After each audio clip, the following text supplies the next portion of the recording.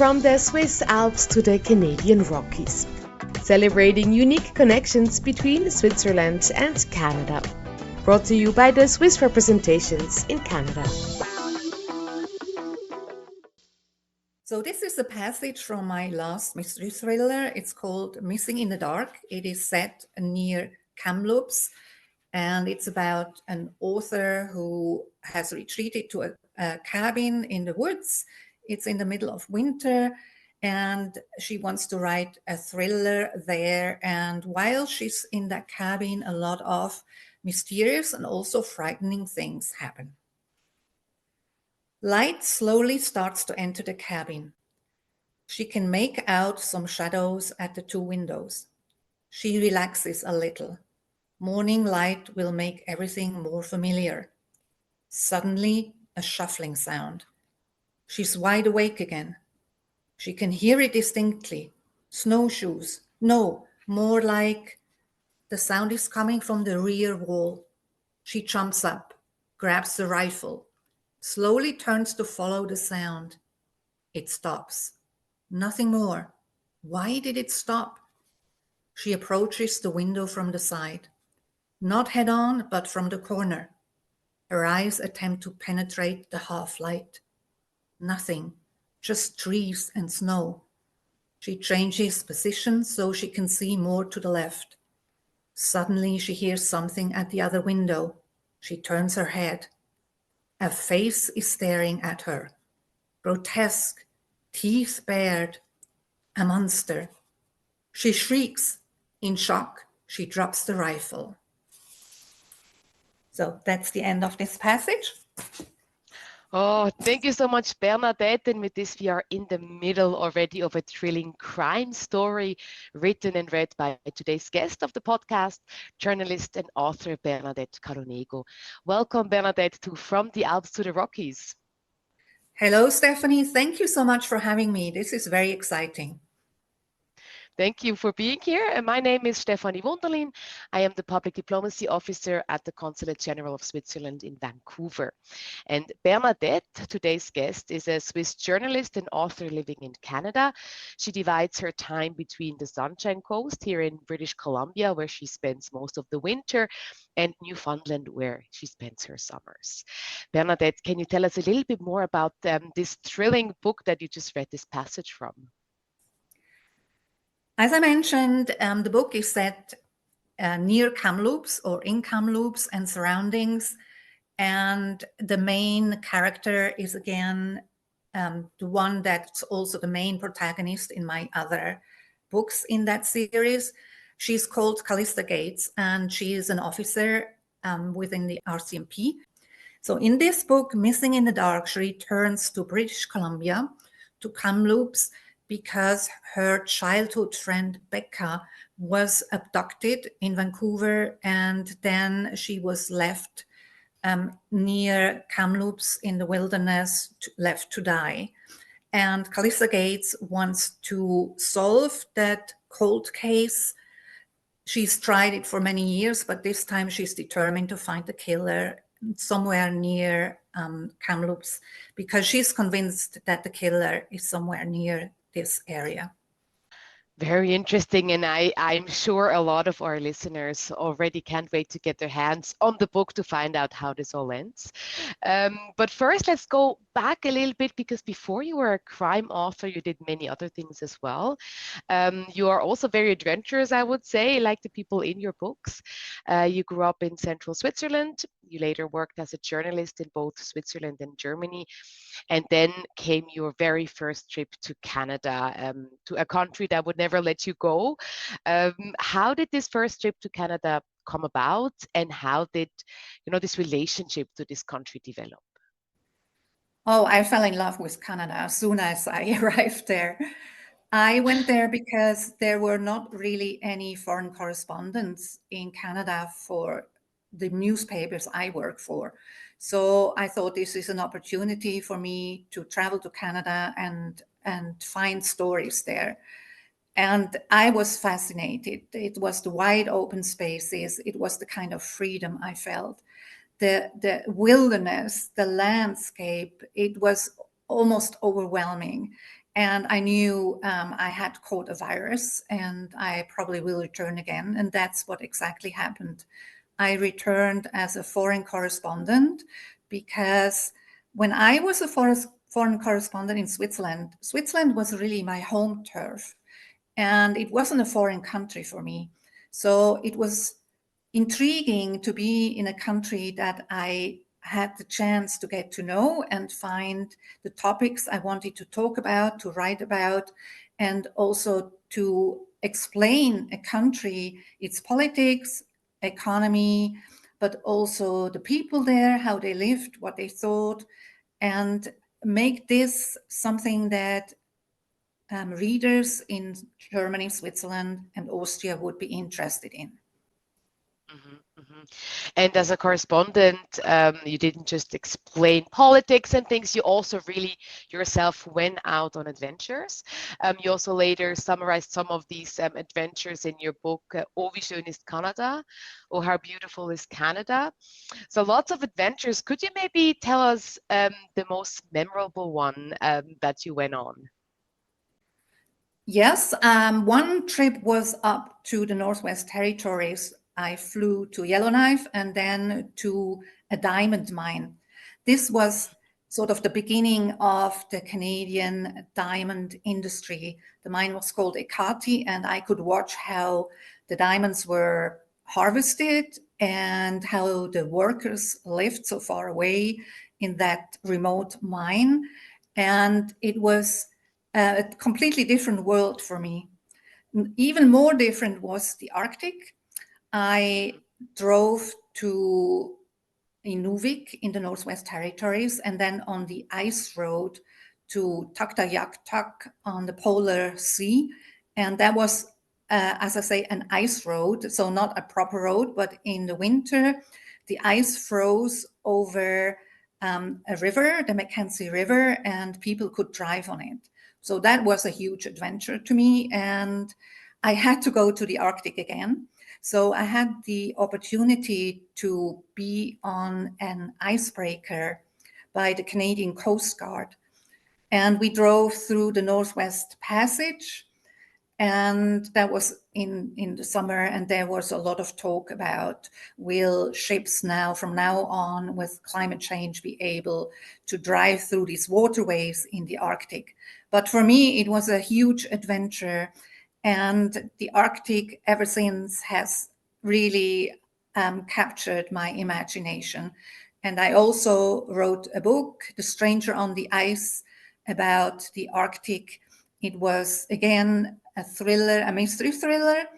And for me, to be able to write mystery thrillers about these exciting, fascinating areas is really a dream come true. And it seems you're really drawn also to these landscapes that not everybody has access to, right? So you like these adventures, but also rougher landscapes. What is it that draws you to these places? It's for instance, the thought that there are areas where no human being has ever set foot on. And in Switzerland, maybe there is a corner somewhere where this is the case too. But in Canada, of course, Canada is the second largest country in the world. And it's immense. British Columbia alone is 23 times bigger than Switzerland. So this vastness and also the thrill of being in maybe also a little bit dangerous places, that really excites me. And whenever I can, I try to go to remote areas. They just attract me, maybe because it's still the kind of pioneer spirit that you can explore, and it's an unknown area or unknown to many other people. And I find that just very, very fascinating. So is that maybe also a reason why you divide your time, between the east and the west of Canada, because you just want to see so much, or why do you have these two homes? Yes, in Canada, when you want to write stories about this immense, immense country, you have to travel, because you cannot just stay in one place. You have to get to know areas that you haven't seen. And to Newfoundland, I went because I had an assignment to write about the cod fishery. Maybe you remember the cod was a very important fish for the entire world. And then its stocks collapsed because it was overfished. And then for some years, there was a moratorium, and in certain areas, we weren't allowed to fish cod. So I went there to explore what the status quo was, whether the stocks had recovered or not. And I went to a very tiny hamlet in northern Newfoundland because somebody had told me there were 6 brothers who were fishing there. And 2 of them took me out in their boat, and I fell in love with one of them. So that was one of the reasons why I'm going back there yearly. And the other reason is that Newfoundland is just a very beautiful, wild, authentic province. And from there, of course, I can explore Atlantic Canada, which when you're always in British Columbia, you won't see. So it's important to have sort of you have to see what's happening in Atlantic Canada on the other coast of Canada too. So for me, this is a really good place to explore that area and to see the other side of Canada. And you don't only explore, the nature of Canada for your work as a journalist or as a correspondent, you also use it for your fiction. And I wanted to ask a question about that as well. So how did this shift happen more and more from journalism towards fiction? Like what was the reason behind that? I started writing crime fiction when I was in Zurich, Switzerland. And it's sort of a natural continuation of that. First, I wrote my books while I was still a journalist. Now I'm more an author because journalism has become very difficult. The newspapers don't have a lot of money, and foreign correspondents are very expensive. So they cut down on reports they got from their foreign correspondents in other countries. And journalism has changed a lot because there's so much information on the internet through other channels.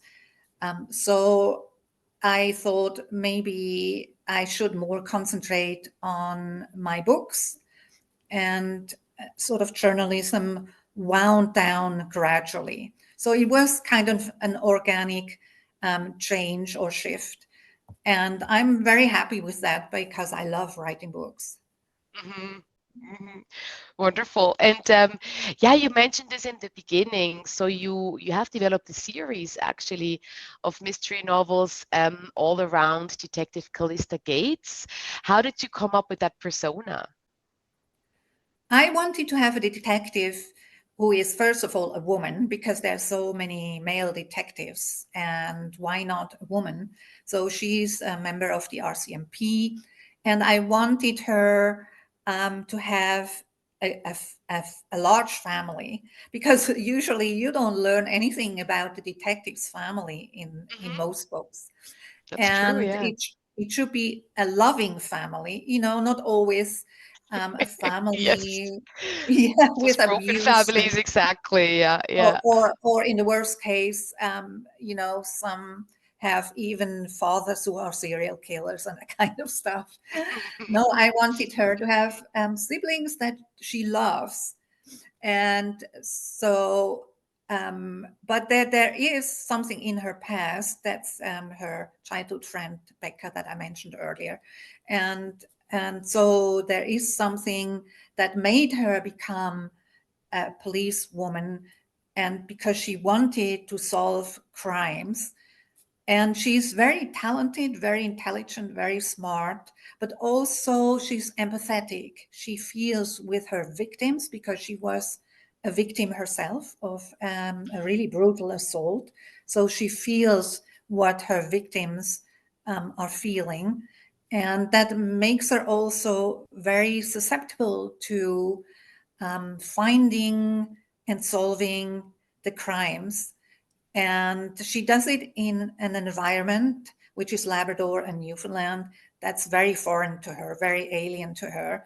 But she persists, and she's very successful in what she's doing. And I soon realized after the first book, my readers love Callista. And this is Mm-hmm. wonderful for me. This is not a given, it's not a Yeah. guarantee that this is happening, but they do love Callista. And so I decided to proceed and have a series with her. And so far, it's been going really well. And I'm writing now book 6 in the series, and I'm sure there will Oh. be a book 7. That's good to hear for everybody who's already a big fan. And I mean, we can hear from that already. You are extremely productive. You are a very efficient writer. Is it like every year that you publish a new book, more or less? Yes, yeah. So far, every year, there are some Yeah. authors, they publish even more books, but I need to have life so that I can have experiences that then can be used in the book. So I need to have a life beside writing in order to be productive. So the next book will be again probably in December, maybe in January. And I also try to keep up the momentum. But readers are very impatient. They, as soon as a new book is out, they tell me, when is the next book coming? And I feel a lot of pressure to start a book immediately after I have published it, Yeah. which is nice. It's good to know that people cannot wait to read the next book. Mhm. That's, of course, a huge compliment, right? But also a bit of Yes, pressure. yes, it's true. So yeah, you do, as you said, it is like one book a year. That is a lot. You need to find inspiration. So where do you usually find your inspiration? I have also noticed that nature, like the nature of Newfoundland, for example, that rough nature plays a big role. So where do you look for inspiration for your stories? It's as you mentioned, it's certainly the locations, nature, landscape, places that are fascinating, that intrigue me. And then once I've chosen the location in my the book I'm writing, it's a remote island in the North Atlantic, for instance. I ask myself, what could happen here? How do people live here? Who of them could commit a crime? And what would be his or her motive to commit the crime, which is usually a murder? And then I go from there. I'm a so called pantser. Pantser means I write, I think the expression is to act off the pants. That means spontaneously. And there are Mm, authors that are plotters, and yes. they sort of already know before they even start writing what will be in the book, and I'm not that way. I start a book, I have a vague idea what will be in the book, I have a good idea where it takes place, and of course I have the main protagonist, Callista Gates, and her colleague, it's Fred van Heisen, also RCMP. And then I go from there, and the ideas come to me while I'm writing. I don't know Okay. how it happens, but it happens, luckily. And I couldn't have these ideas if I had to write everything down what will be in the book before Okay. I even start writing the book. It's just not possible for me. But some authors can, some authors can't. So it's just different authors have different strategies. And mine is to start and immerse myself into what's developing while I'm writing. And it works really well for me. Mhm, mhm. We're glad to hear that, and we are glad to hear also that book 7 is already in production. Um, and of course, those people that maybe are not yet familiar with your work, maybe tell them where they can find it. So if they want to start reading your books, where can they buy the books? They can find most of my books on Amazon. Well, really, I have to correct myself. They can find all of my books on Amazon, but I also have books that can be found in the stores. But my series with Callista Gates, they can only be bought on Amazon as ebooks or as paperbacks. They can Yeah. be found in English and German, either on the German Amazon website. But if you live in Canada, you can find all my books, Callista Gates books, on the Canadian Amazon site. So it's really easy to order them there. Mhm, mhm, mhm.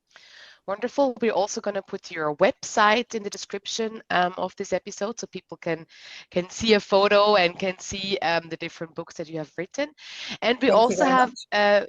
very good news for everybody who is a fan of crime fiction, because we are giving away, or Bernadette actually is giving away one copy of her new book, Missing in the Dark. So read through the description of this episode to find out how to enter the draw, and then one of you will be a lucky winner and get that new book.